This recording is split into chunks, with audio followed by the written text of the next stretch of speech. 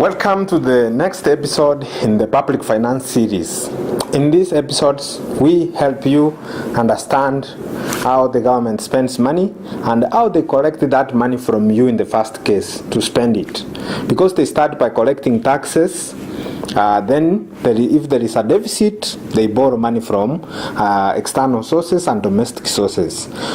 So budgeting involves both expenditure and revenue generation. So that is why you should be interested, because this money which governments spend comes from you and me. So we have to be interested. In this episode, we will look at the Mwananchi Guide for 2018-2019, which is a similar version of the national government budget for 2018-2019. We have to start by mentioning that provision of affordable housing and affordable and decent housing for all Kenyans is one of the big four agenda, and this has been allocated 6.5 billion for the year 2018-2019. We know that housing is one of the biggest challenges in Kenya. We don't have enough houses for those people in the informal settlements, the poor who cannot afford the high-rise buildings we see around in Kilimani and other residential places. But there is a section of Kenyans who are not well housed. So we want to see what they say in this document, the Mwananchi Guide, if you can see it. This is what we are looking at. And if I read from this document, it says that the government is keen on delivering 500,000 units of housing by 2022 to enable more Kenyans own decent and affordable houses. Measures are already in place to reduce the cost of mortgages, cut the cost of construction, and raise low-cost funds from private and public sector for investment in large-scale housing construction. To increase access to affordable credit, the Kenya Mortgage Refinance Company, KMRC, was incorporated in April 2018. Then KMRC, which is a mortgage refinancing company, make it easier for banks to access long-term finance for home loans. So that's what they have to say.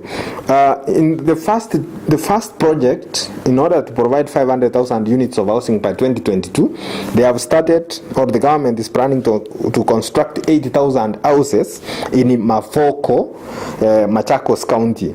Many people have raised concerns about this. Mafoko is far away in Machakos, and more people are staying in Nairobi. We are nearing 5 million people.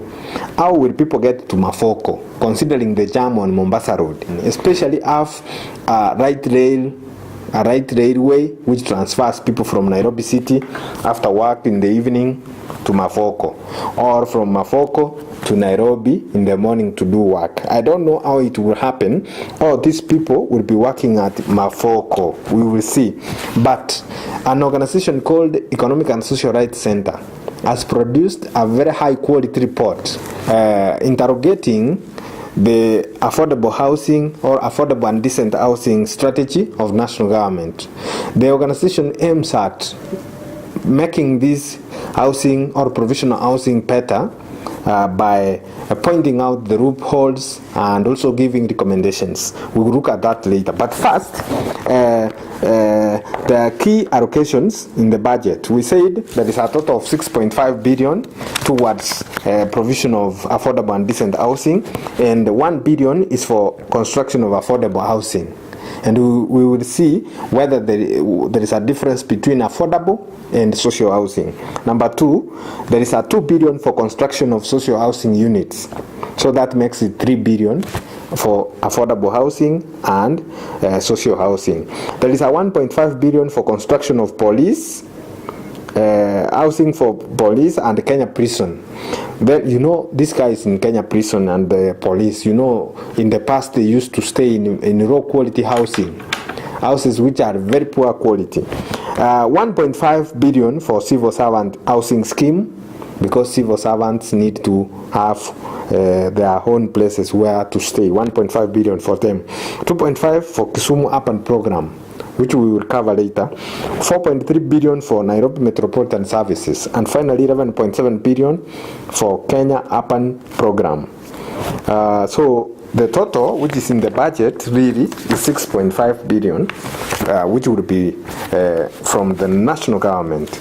Now, it is important that we look at what the critics say, what others say about this social housing, affordable housing strategy. Will it be delivered? So, Economic and Social Rights Center have published a very good report, if you can see it. This is a very nice report which was done by one Professor Alfred Omenya, and it was launched. I was there at the launch because I work for this organization. I'm using this platform to inform you what's going on. I'm not drumming for an organization or endorsing an organization, but I want to let you know what's happening. So we will look at this report. It was produced in April 2018 and launched here in Nairobi. Research was conducted in 3 counties, that is Nairobi, Kisumu, and Mombasa. And data was collected to inform what's going on the issue of social housing, affordable housing. So in this report, the report has pointed out a number of concerns in terms of the social and affordable housing at both the national and county level. I will go through some of these concerns. The first one is lack of common understanding of social housing in national and county governments. What the national government knows about social housing is different from what the county governments know. The second one is lessons from previous slum upgrading efforts do not seem to have been factored into the initiatives under the Big Five. We know that the county and the national government have been engaging in slum upgrading, for example at Soweto East here in Nairobi, but those lessons which they learned from that have not been incorporated into the strategy to provide social and affordable housing. The other concern which was pointed out in this report, which is the state of housing in Kenya, will government strategy deliver on social housing, is that the development of all the council houses, which is what counties are doing, into highly serviced high-rise development will produce housing that is not affordable, and for those earning below 15,000. So if you are building a house and then you go high-rise, for example 30 stories high, you will need to provide services to the people staying in this kind of houses.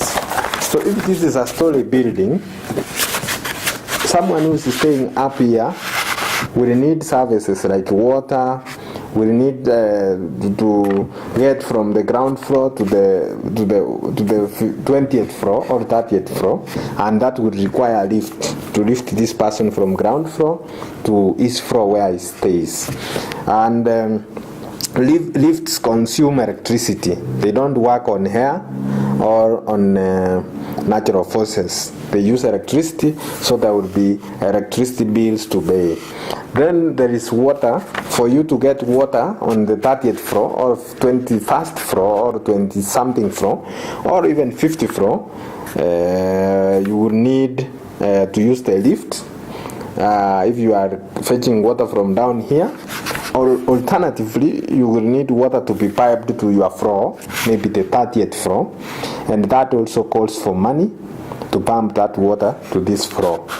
For you to get garbage out of your room or your house to the ground floor, you will also need to use the lift, and this means there is a cost associated with maintaining this kind of story housing.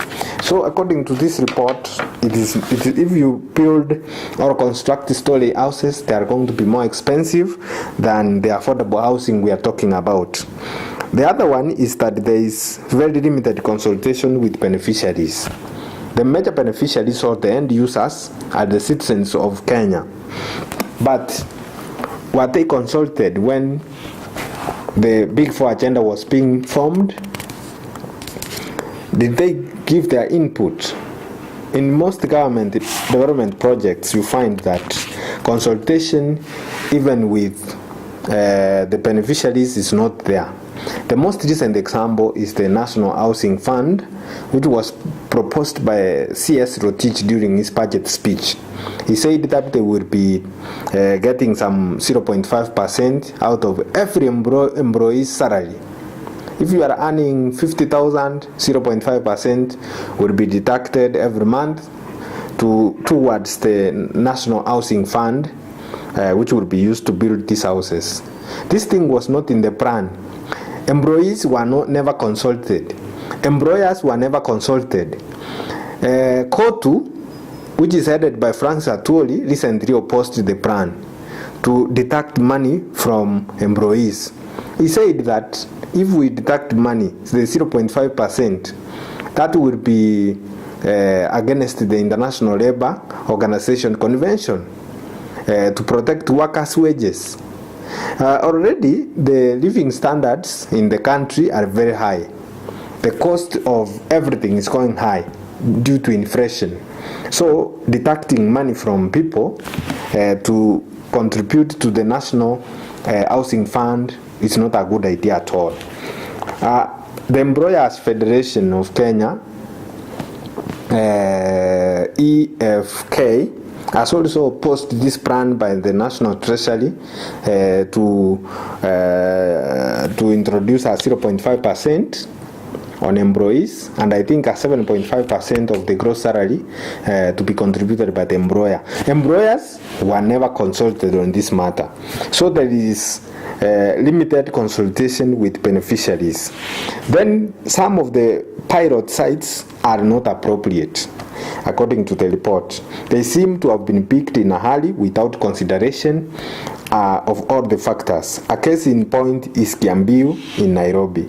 Then the report goes ahead and gives recommendation. 1. Put in place mechanism. This is recommendation to the county and national government. Put in place mechanisms that ensure that state subsidies for affordable housing benefit not only the private investor but also, more importantly, the end user. Second recommendation, social housing should focus on informal settlements, upgrading, and affordable rental housing. Recommendation number 3, undertake quality public participation involving project affected persons, the public generally. One-way consultation is not what the Constitution envisaged and should not replace two-way effective public participation. The next one, number 4, recommendation, there should be a fair, transparent process of identification of project affected persons and project beneficiaries. This will require data and up-to-date agreements in the case of council houses. Next, there is need to put in place a proper funding mechanism for social housing. And as I've said, National Housing Fund should look for money elsewhere, not from employees who are already contributing according to the budget. This Mwananchi Guide, employees in the name of income tax are contributing the highest amount, 43%, followed by value added tax, which is 23.9%. So raising money from employees is not a good idea. They are already paying so much. Nearly half of their gross income goes to taxes. And finally, there should be no forced evictions as a result of planned housing development or ongoing infrastructure development. National and international guidelines should be adhered to. Threats to forced eviction, e.g. in Jaani, Mombasa, Deep Sea in Nairobi, should also be addressed appropriately.